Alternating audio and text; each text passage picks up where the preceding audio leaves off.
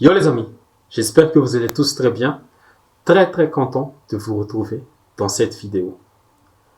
La Ligue des Champions fera son retour demain soir avec les deux premiers matchs de ses huitièmes finales. L'AC Milan qui reçoit Tottenham et l'un des chocs de ses huitièmes, PSG contre Bayern. On va surtout se focaliser sur ce fameux PSG Bayern dans ce preview. Et après, on va dire quelques mots sur le Milan Tottenham, qui est aussi un match assez intéressant. Commençons et parlons alors de ce choc Paris contre Bayern. Le PSG, quelle a été la tendance récente? Quelles sont ses forces et quelles sont ses faiblesses? Sur les 5 derniers matchs du PSG, le club parisien a remporté 2 matchs, la victoire 3-1 à Montpellier et la victoire 2-1 contre Toulouse au Parc des Princes. Paris a concédé un match nul à domicile sur le score de 1 partout contre Reims et s'est incliné 2-1 contre Marseille en huitième de finale de la Coupe de France au Vélodrome.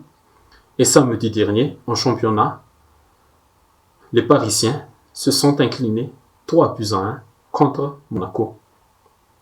Sur ces 5 matchs, on a vu un PSG très limite, voire même inexistant dans le jeu.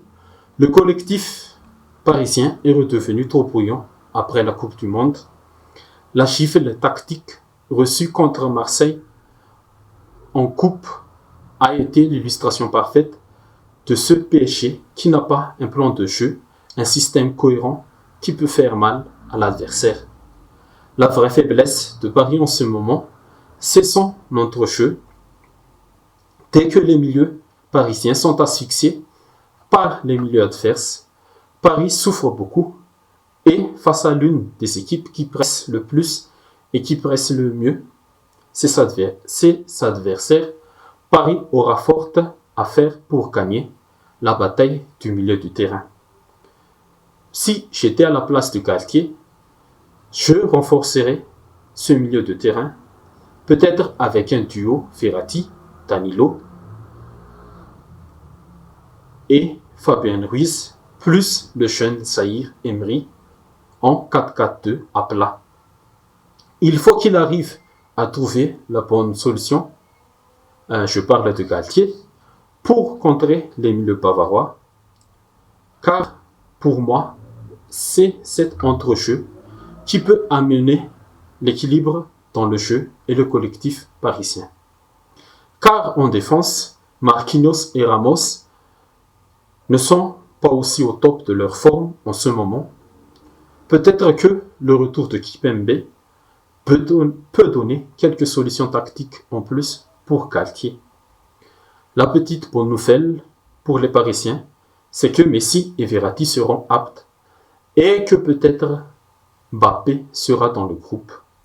Si Mbappé sera là, même s'il ne sera pas à 100%, ce sera un atout majeur, comme d'habitude, pour l'animation offensive parisienne. Avoir Mbappé dans son équipe est toujours un grand avantage, surtout face à une équipe comme le Bayern, qui veut et peut jouer avec un bloc très haut. Du côté du Bayern maintenant, malgré la reprise avec 3 matchs nuls consécutifs contre Leipzig, Cologne et Francfort, les Bavarois se sont bien repris lors de ces 3 derniers matchs avec les victoires 4-0 en Coupe d'Allemagne contre Mayence, 4-2 contre Wolfsburg et 3-2 contre le VfL Bochum en championnat. Même avec l'absence de Sadio Mané, Lucas Hernandez, Mazraoui, peut-être Choupo-Moting et Neuer, l'armada bavarois sera toujours très fort par rapport au PSG. L'arrivée de Cancelo en janvier permettra aux Bavarois d'avoir l'une des paires de latéraux les plus offensifs d'Europe. Ce sera un très bon duel avec Hakimi et Nuno Mendes. Mais c'est pour ça aussi que Galtier doit jouer en 4-4-2 à plat pour moi, pour ne pas exposer ses latéraux contre Gnabry, Sané ou Coman avec les dédoublements de Cancelo et Alphonso Davies, car on connaît aussi les replis défensifs de Messi, Neymar et Mbappé dans ce collectif parisien. Et contrairement aux Parisiens, la plus grosse force du Bayern, c'est son milieu, composé de Kimmich et de Goretzka. Ce sont les deux moteurs qui permettent à la machine bavaroise de presser très haut l'adversaire, et tout ça s'ajoute au talent et au dynamisme de Musiala pour animer les attaques. Galtier et ses hommes, comme j'ai dit tout à l'heure, auront beaucoup à faire face à ce Bayern, vu les tendances récentes des deux équipes. Le tacticien marseillais de Paris devra trouver la bonne combinaison pour ne pas sombrer au milieu de terrain et trouver la bonne tactique pour faire jouer ensemble Neymar, Messi et Mbappé, ou bien sacrifier l'un d'eux, Neymar, Messi ou Mbappé, s'il n'est pas à 100%. Donc, la question, c'est que qui va gagner ce match aller? Si avant la Coupe du Monde, on m'a fait poser cette question, je dirais le PSG, car avant la Coupe du Monde, les Parisiens ont été performants et pouvaient faire mal à ce Bayern. Mais si Neymar et Mbappé étaient au top de leur forme avant la trêve de la Coupe du Monde, Neymar est peut-être encore en dépression après son élimination avec le Brésil. L'équipe du PSG avait l'assurance qu'il fallait pour affronter ces Munichois.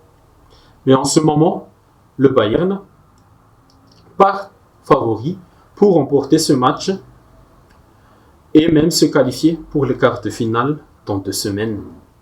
Mais attention, Paris peut montrer aussi son meilleur visage sur une double confrontation face au Bayern, comme ils ont montré il y a 2 ans de cela. Le match reste ouvert.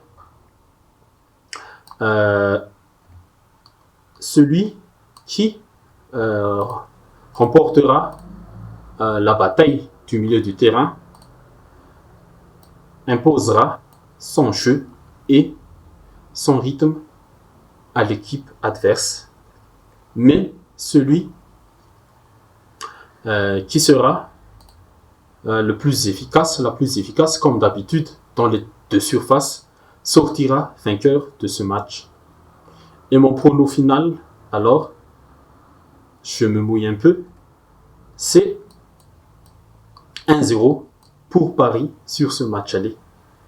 Parce que si Mbappé est là, même s'il n'est pas à 100%, Nagelsmann devra ajuster sa façon de jouer pour ne pas s'exposer trop derrière face à la vitesse de l'attaquant français. Un petit mot maintenant sur le match entre Milan et Tottenham. Pour moi, Tottenham part comme favori sur ce match, même si les Spurs ont reçu une gifle contre Leicester ce week-end et les Spurs ont perdu aussi Bentancur pour le reste de la saison, mais ils ont encore des ressources dans notre jeu pour accompagner Auxerre. Tottenham part favori aussi car Milan n'a gagné qu'un match sur ses 5 dernières sorties. Les hommes de Pioli ne sont pas dans une bonne dynamique en ce moment. 13 buts encaissés sur ces 5 derniers matchs, ça en dit beaucoup sur la défense et l'animation offensive aussi n'est pas très rassurante et très efficace.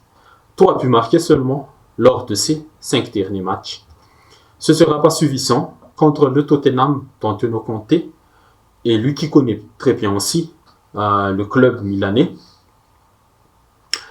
C'est avec l'Inter qu'il a remporté le Scudetto il y a quelques années déjà. Et pour le technicien italien, à part les forfaits de Loris, Betancourt et Sessegnon, il aura tout son effectif éligible en Ligue des Champions pour ce match. Du coup, je dirais aussi que ce sera une victoire à la Tottenham 1-0.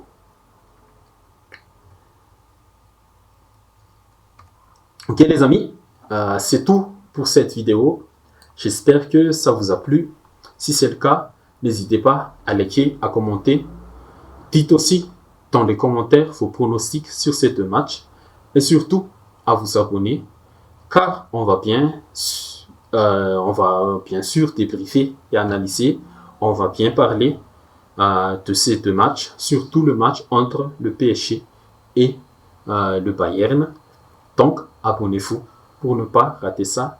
Et c'est aussi l'une des meilleures façons de soutenir la page et la chaîne. Merci à vous pour votre soutien et à la prochaine.